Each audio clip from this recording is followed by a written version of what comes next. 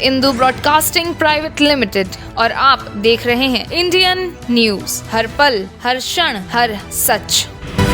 दुर्ग लोकसभा कांग्रेस प्रत्याशी राजेंद्र साहू से Indian news ने खास चर्चा की, जिसमें उन्होंने दुर्ग लोकसभा सीट पर अपनी जीत का दावा करते हुए कहा कि जनता मोदी की गारंटी और योजनाओं को पूरी तरह समझ चुकी है, जिसका जवाब जनता लोकसभा चुनाव में देगी और इस बार छत्तीसगढ़ लोकसभा की कांग्रेस के सभी प्रत्याशी जीतकर संसद पहुंचेंगे। इंडियन न्यूज से राजेंद्र साहू ने आगे क्या कहा, आपको सुनाते हैं। आज हमारे साथ मौजूद है कांग्रेस पार्टी के लोकसभा प्रत्याशी राजेंद्र साहू जी और इनसे चर्चा करेंगे कि पार्टी ने इनके ऊपर विश्वास जताया, पार्टी ने टिकट दिया है। सबसे पहले तो आपको टिकट मिलने की इंडियन न्यूज़ की ओर से बधाई। आपको भी बहुत बहुत धन्यवाद।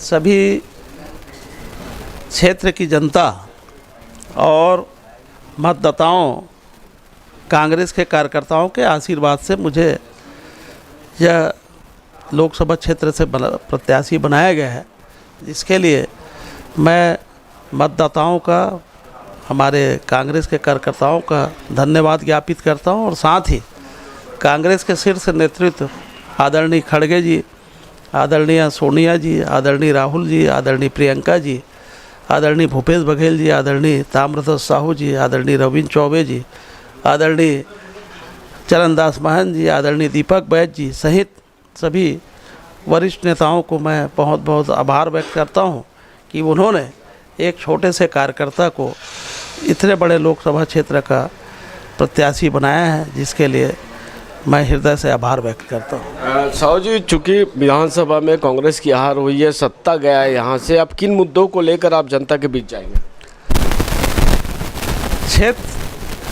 क्षेत्र की जनता, छत्तीसगढ़ की जनता और देश की जनता सभी ने समझ लिया है कि भारतीय जनता पार्टी खाली वादे करती है। पिछले 10 सालों में उन्होंने न महंगाई कम किया और न ही बेरोजगारी दूर हुई। 20 करोड़ रोजगार अभी तक लोगों को उनके वादे के हिसाब से मिलना था, लेकिन रोजगार मिलना तो दूर, जो रोजगार थे जीएसटी और नोटबंदी लागू होने के बाद वो छीन गए हैं। विदेशों से काला धन ला के सभी के खाते में 15 लाख देने की बात हुई थी, लेकिन जनधन खाता खुला और एक भी देश की जनता को उसका पैसा नहीं मिला। उल्टा जो खाता खुला उसमें चार्जेस जो लगते हैं वो कटना चालू हो गया। इससे देश की जनता परेशान है। पेट्रोल डीजल 35 रुपये में और 250 रुपये में रसोई गैस देने की बात इन्होंने किया था, लेकिन उल्टा 400 का सिलेंडर लोग 1200 तक में खरीदे। इसका भी खामियाजा भाजपा को भुगतना होगा। छत्तीसगढ़ की बात करें तो 18 लाख आवास देने की बात इन लोग करते हैं। एक भी हितग्राही के पास आज तक आवास का पैसा नहीं आया है। बेरोजगारी भत्ता देना बंद कर दिए। बिजली बिल में अधिभार लगा रहे हैं। आपका 500 रुपये में सिलेंडर देने की बात हुई थी, 3 महीना हो गया, लोग ढूंढ रहे हैं कि कहाँ मिल रहा है 500 रुपये में सिलेंडर। अभी 5 गारंटी कांग्रेस ने घोषणा की है कि 5 गारंटी वो क्या है और जनता क्या उनसे उस गारंटी को अमल में लाएगी या उस कांग्रेस के पक्ष में उल्टा?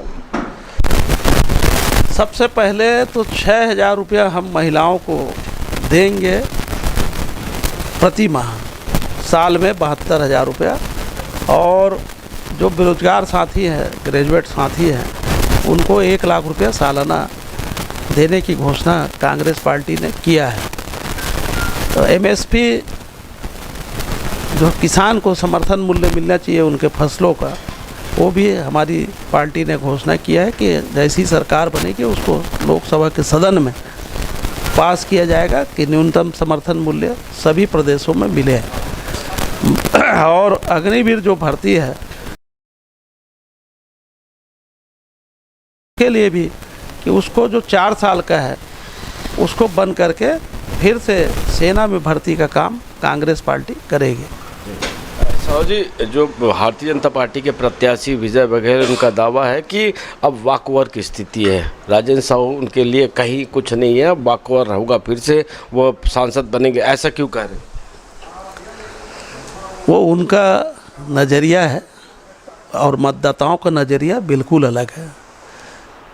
दुर्ग लोकसभा की जनता उनको ढूंढ रही है 5 साल से। वो कहीं भी एक भी विधानसभा में विकास के कार्य नहीं किए हैं। क्षेत्र की जनता उनको ढूंढ रही है कि जो रेल लगातार चलती थी कांग्रेस शासनकाल में, वो भारतीय जनता पार्टी की सरकार में या तो विलम्ब से चल रही है या रद्द हो रही है या बहुत से ट्रेनें बंद हो गई है। लेकिन सांसद महोदय ने एक बार भी न रेल अधिकारियों से बात की और न ही संसद में इसकी बात को उठाया। दूसरा, हमारा क्षेत्र भिलाई स्टील प्लांट आता है, उसमें भी बहुत से हमारे श्रमिक साथी हैं जो नियमित काम करते हैं, उनकी भी बहुत सी समस्याएं हैं, उनको भी कोई राहत नहीं दिला पाए। जो ठेका श्रमिक है भिलाई स्टील प्लांट में, उनकी भी बहुत से जायज़ मांगे हैं, उसके लिए भी ना सेल प्रबंधन से बात किए, ना ही संसद में कभी बात रखी।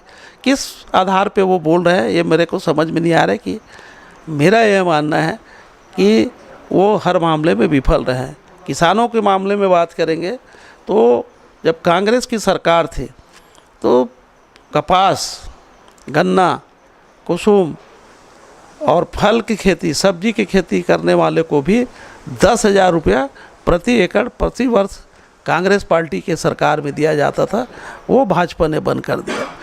उनके फसल, कई बार ऐसा होता है कि फल और सब्जी की खेती ज़्यादा हो जाती है तो लोगों को या तो कम दाम पे बेचना पड़ता है या फेंकना पड़ता है। उनके लिए भी कोई योजना हमारे सांसद महोदय ने केंद्र से कभी नहीं लाया है।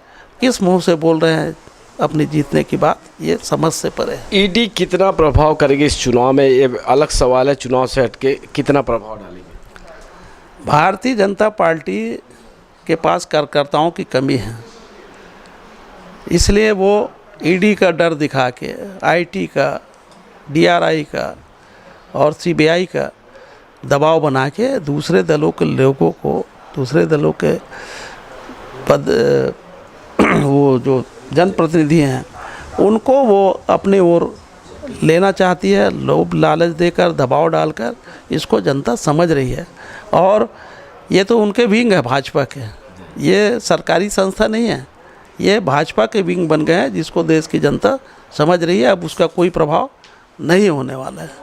दुर्ग लोकसभा की जनता के लिए क्या अपील करना चाहेंगे? छोटे से दुर्ग लोकसभा की जनता से मेरा अनुरोध है कि इस बार मुझको अपना आशीर्वाद दे और मैं उनके विश्वास पर खरा उतरूंगा। जितने भी हम वादा करेंगे, कांग्रेस पार्टी वादा करेगी, उसको पूरा निभाने का प्रयास करूंगा। और दूसरा, साथ ही साथ आपके बीच में ही रहूंगा, आपके बीच से इधर उधर नहीं जाऊंगा और सतत संपर्क में रहूंगा। इसलिए मुझे अपना लोकसभा का सांसद बनाएं और मुझे अपना आशीर्वाद प्रदान करें, यही मैं जनता, मतदाता और कार्यकर्ता साथियों से विनम्र अनुरोध कर रहा हूँ। आपने समय दिया उसके लिए बहुत बहुत धन्यवाद। आपको भी धन्यवाद।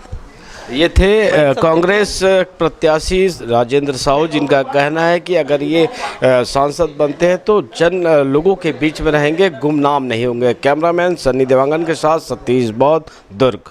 न्यू वीडियोस की अपडेट पाने के लिए सब्सक्राइब करें इंडियन न्यूज़ को और बेल आइकन को दबाएं।